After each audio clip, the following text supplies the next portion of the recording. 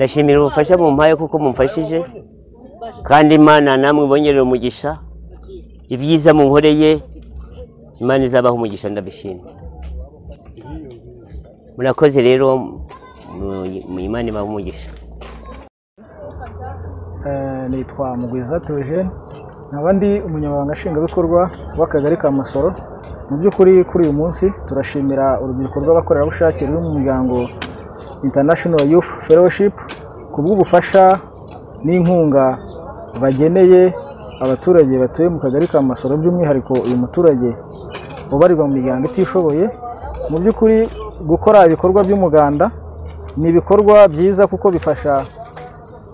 birafasha muri gahunda za leta kubera yuko igiye kureba usanga uyu muturage wafashijwe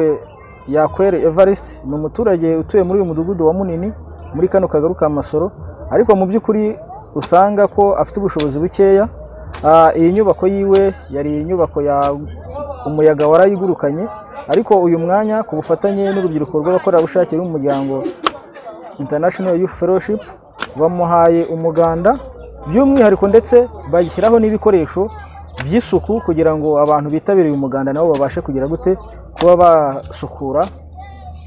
ibiganza byabo basukura mu ntoki zabo ni igikorwa cyiza rero turakishimiye nk'ubuyobozi kandi n'ukuri tukaba tubasaba yuko n'igihe kindi cyose gishoboka twajya dufatanya mu bikorwa nk'ibi by'ubukorerabushake kuko muri kuno kwezi n'ubundi turi mu kwezi kwahariwe ubukorerabushake